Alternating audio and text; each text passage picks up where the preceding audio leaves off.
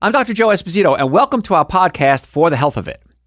Remember to subscribe to our podcasts, and I'll help you naturally get well and stay well. The information presented on this program is not intended to take the place of your personal physician's advice, and it is not intended to diagnose, treat, cure, or prevent any disease. Discuss this information with your own physician or healthcare provider to determine what is right for you. Are you suffering needlessly? Dr. Joe can give you advice on how to naturally get well and stay well. Dr. Joe Esposito. You're going to get mad at me today. I'm going to tell you right up front, you're not going to be happy with me. I'm going to do a show today on bread and why bread may not be the best thing you're eating, and not the band bread. I know I felt old the other day. I was talking to one of my producers, and he said, "What's your show going to be on?" I said, "I'm going to talk about bread." And I said, not the band, ha ha ha. And he looked at me like a dog at a whistle. Like, huh? I said, there was a band, bread, back in the 70s, 80s, real gushy, romantic stuff. Nope. Knew nothing about it. So I did feel old. So we're not talking about David Gates and Company. That was the lead singer for Bread, in case you don't know that. We're going to talk about breads and cookies and cakes and donuts and pastas and wheat and what goes on in your body when you put these things in your body. Now, one thing that goes on is you get happy, because I like bread, and you probably like bread too. And people say that's one of the hardest things to give up. I know when I went vegan 33 years plus ago, somewhere along there, butter was hard for me to give up, and scallops. Those are the two things I had to do some soul searching with. The meat wasn't a big issue. The dairy, most dairy except for butter and scallops. And now time has passed, and of course I don't crave those things anymore, but there's plenty of substitutes out there. Now, I'm not saying they're healthy choices. They're just better choices. And that's the difference, is just because something is not bad doesn't mean it's good. People like the butter substitute. Still a lot of fat. It's processed. It's not a whole food. So it may not be the best thing for you, but it's a whole lot better than eating the animal products. And if you're going to do the animal products, you know what I say? What do I say? Always do organic. If you're going to do any animal products, organic only, or don't eat them. But I digress. And bread was easy. Bread wasn't something I had to give up because there was vegan bread out there, bread without any animal products in it. And so as time went on, I started to realize that I didn't feel good. My nose always ran. And so even after I went vegan, I always had a runny nose. I always had phlegm in my throat. Couldn't figure it out. So one day I woke up and I didn't have a runny nose and my throat felt clear. And I thought, this is weird. So I thought it was a fluke. And then I woke up the next day, felt good too. So I did what even back then I was telling my patients to do, is write down everything you eat and see how you feel. So I started writing down everything I eat, and I realized something, that I hadn't had any wheat in a long time, several days, and I was feeling really good. So as an Italian, I was scared to test this. So I said, all right, I'm going to try this. So I went a couple more days without wheat, felt great. Then one day I said, I'm going to have some wheat. So I had some spaghetti and bread and whatever else, I don't remember, all wheat products. And the next morning, sure enough, nose running, phlegm in the throat, coughing, trouble breathing. And I went, no, say it ain't so. Say it ain't that I can't eat wheat.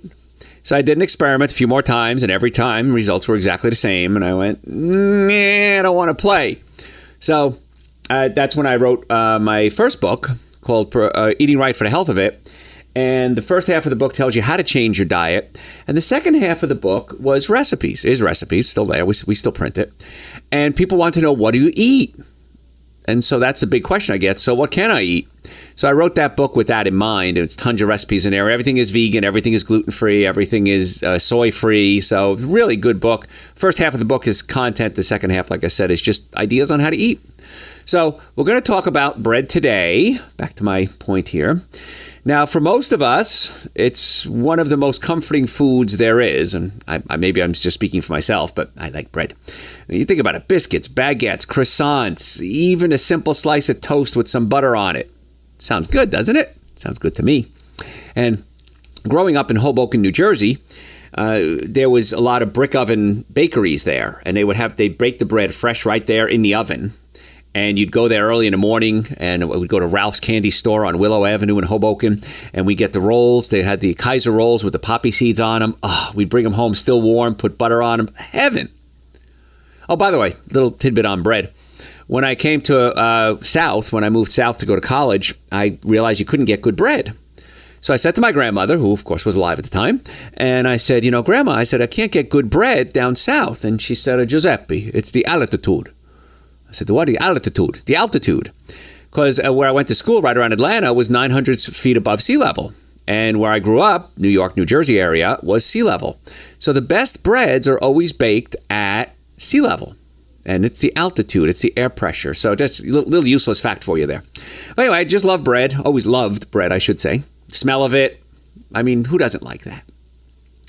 And now, if you read the Bible, in fact, I did a show on this, and somebody called the station and said I'm a heathen and not a man of God because I talk bad about bread in the Bible. I thought, it's kind of stretching it that I don't like bread, and now I'm a heathen? I think, it's a little stretching it there. But, that's what you guys are out there for, to critique everything we say.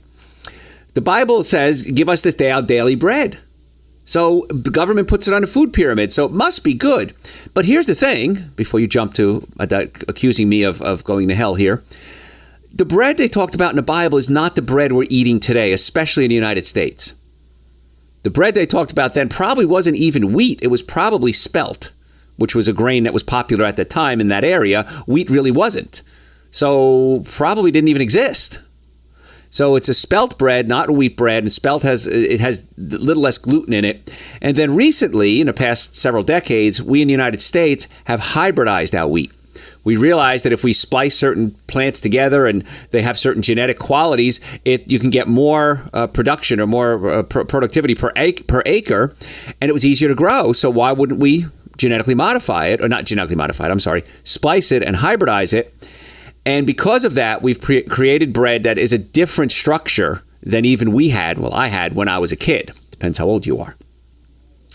So a lot of people say it's there, it's in the Bible, just like the wine in the Bible. It's not the same wine that we're drinking today. It was watered down fermented grape juice. So did it have alcohol in it? Probably, but it certainly wasn't nearly what we're drinking today, according to scholars, people much brighter than me. So I don't agree. I don't agree wheat should be part of our daily bread. I don't believe wheat should be part of our food pyramid. And it's not a good thing. In fact, the average American consumes about 55 pounds of wheat every year. So refined flour is the number one source of calories in the American diet. So gluten-free bread, that's your next. I know what you're thinking. You think you're smarter than me, but you ain't. Because I know what you think. You do, well, Dr. Joe, I'll eat gluten-free bread. That's a big buzzword right now, gluten-free. It's bad for different reasons, and I'll cover that in a little bit. So can you really still eat bread and maintain your body weight and maintain your health? Let's answer that pressing question. You got to be concerned, and you're going to be surprised when I go over what's in wheat, aside from the fact that it just is a lot of sugar. Because the flour is basically sugar. So what happens is you take a wheat kernel and you take off the bran, that's the fiber. Then you remove something called the germ, because the germ is where the nutrients are, the vitamin E is. And the reason we do that is because when you remove the germ, you're taking away the fat, and so it doesn't go rancid, has a longer shelf life. So what's left is called the endosperm, and that's essentially sugar.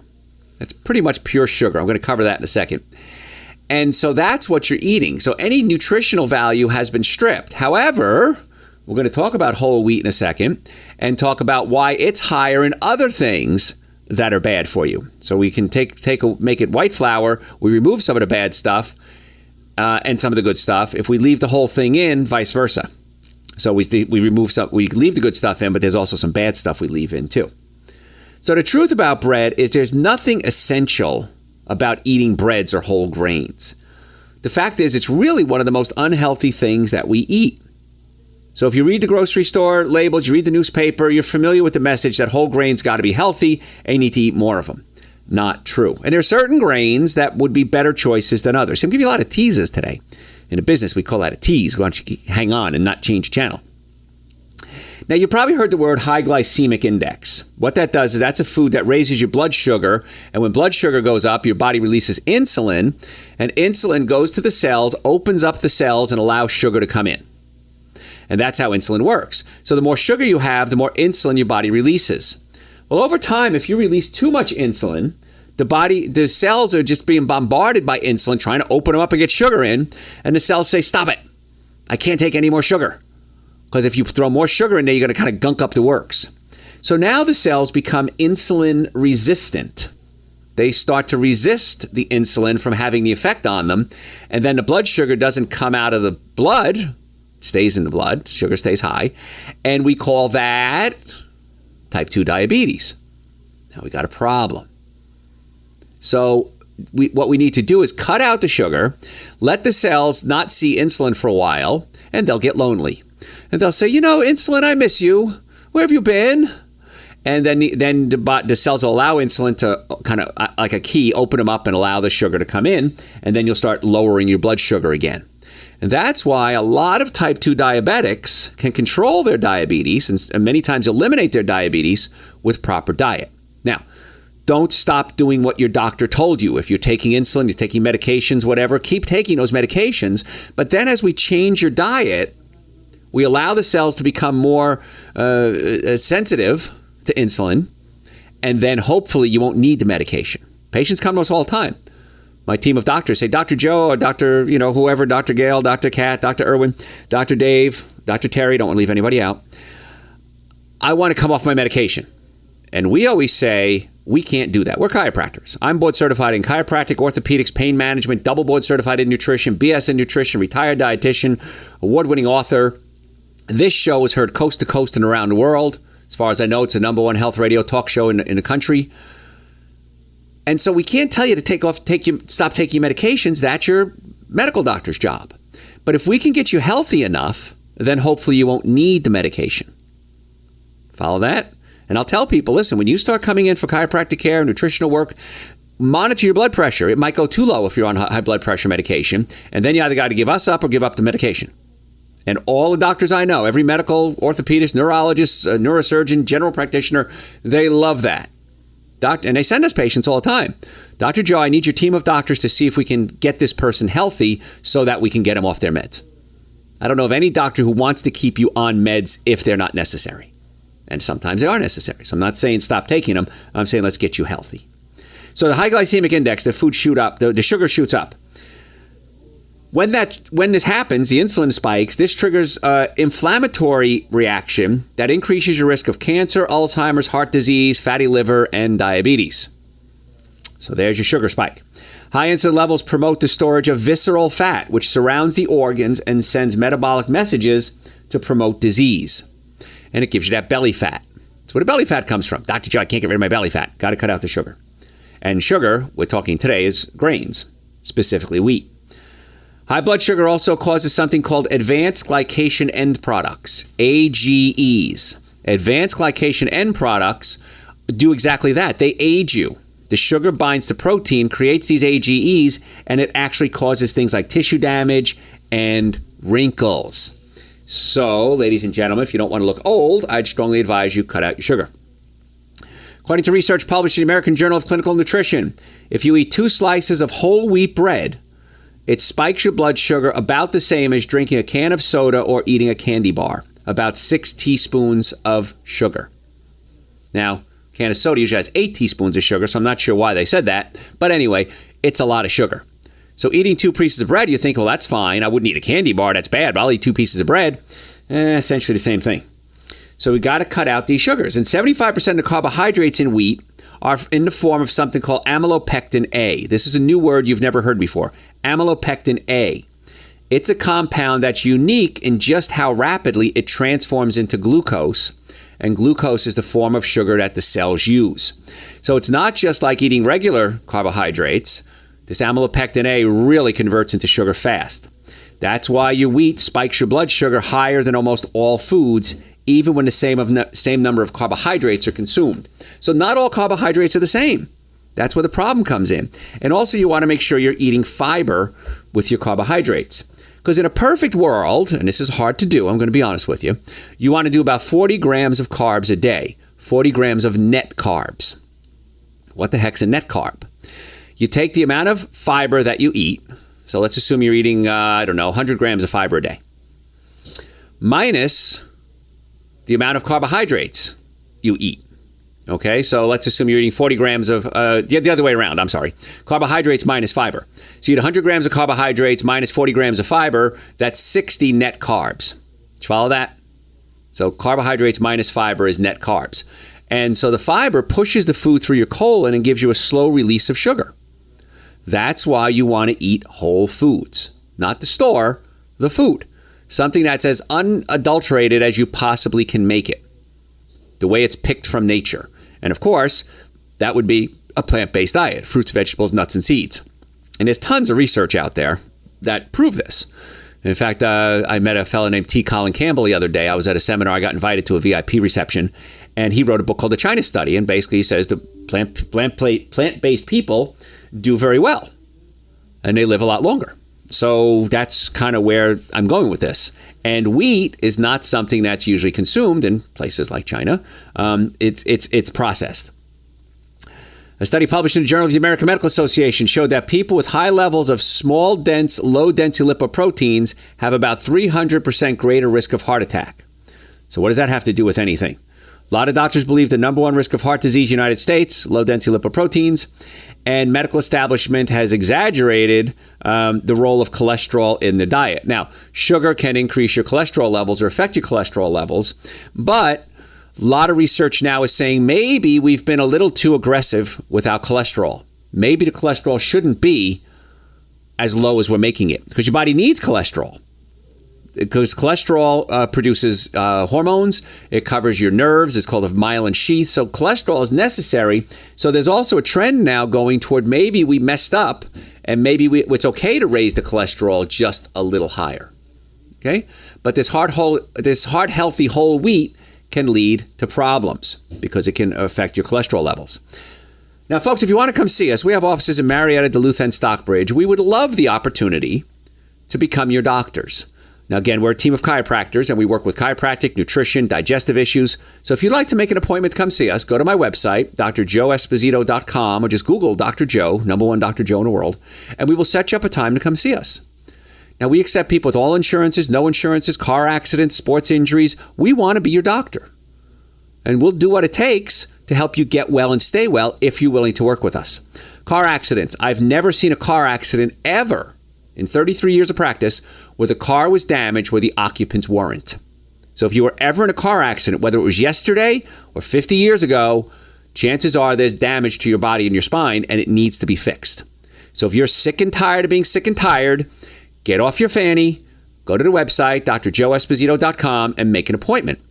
Because every day patients come in and say, you know, Doc, I've been following you for 2 years, 5 years, 10 years, 20 years, 30 years. I've been following your work. I've been following your research. I've been attending your lectures, listening to your shows, and I've been meaning to come in. Well, if you're that person, mean to come in now. So go to the website, drjoeesposito.com, and we'll get you set up as soon as possible. So we're talking today about bread and why it's not the best thing for you. So what triggers dangerous compounds like low-density lipoproteins to form more than any other food? Actually, it's the amylopectin A found in wheat. So it's the type of carbohydrate we find in wheat that's giving you the problems. Now think about that next time you see the seal of approval on a package of whole grain wheat. The wheat has amylopectin A. Amylopectin A, it converts into the sugar very quickly. The sugar can get into your liver, cause fatty liver, raise your insulin levels. Wow. And you never even heard of amylopectin A. And now you have. See, you learn something new every time you tune in here. So a lot of people will eat wheat not every day, but actually every meal. How many people do that? Raise your hands. I know a lot of you. So I'm going to give you a challenge. My challenge is this. I want you to give up all your wheat, all the breads, cookies, cakes, donuts, and pastas for a week. We can do a week. Come on. Give it up for a week. And then I want you to start eating it again. See how you feel.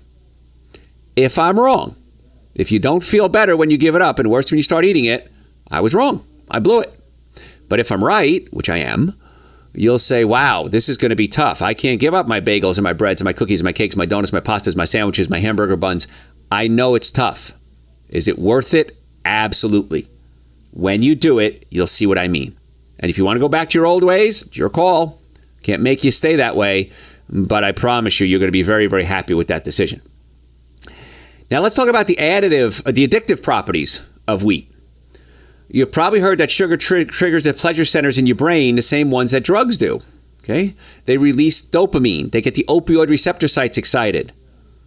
And that's what happens when you're eating these sugars. And so when these sugars get into the brain, they release these pleasure centers and you get high. And when you get high, what do you want to do? You want to eat more. And it's interesting, too. There's a study here, and I'm not sure I'm going to buy this study here. It was published in the Psychosomatic Medicine Journal, the Journal of Psychosomatic Medicine, and it showed people who ate wheat consumed an average of 400 more calories a day. Now, I'm not sure that eating the wheat makes you eat more calories, or if people that just don't eat a good diet, maybe people that don't eat wheat eat a better diet, so they're going to eat less calories. But either way, sugar and wheat is definitely one of the things that are going to pack on the pounds. Excuse me. But if you replace your foods with the grain-based foods with commercial gluten-free counterparts, a lot of people say, I'm going to eat gluten-free bread or gluten-free cookies, that may not be the best choice either. So you see a lot of gluten-free breads and cookies and pastas and crackers and cereals. They use ingredients that are not much better than wheat for different reasons. Gluten-free wouldn't have the amylopectin A, wouldn't have the gliadin, but it does have other things too.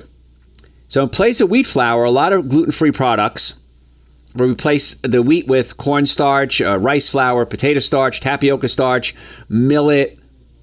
So if you avoid glutens, you got a problem. Now, there's different types of glutens, and that's something a lot of people don't realize. There's gluten in a lot of the corn has gluten, but it's not the gluten. It's not the wheat gluten. So gluten in wheat contains two components, gliadin and glutenin. And gliadin and glutenin, when they get into your body, cause problems. So just because the word says gluten, and now they say gluten-free, it still has other types of glutens. It's kind of like a misnomer. But it's the wheat that's the problem.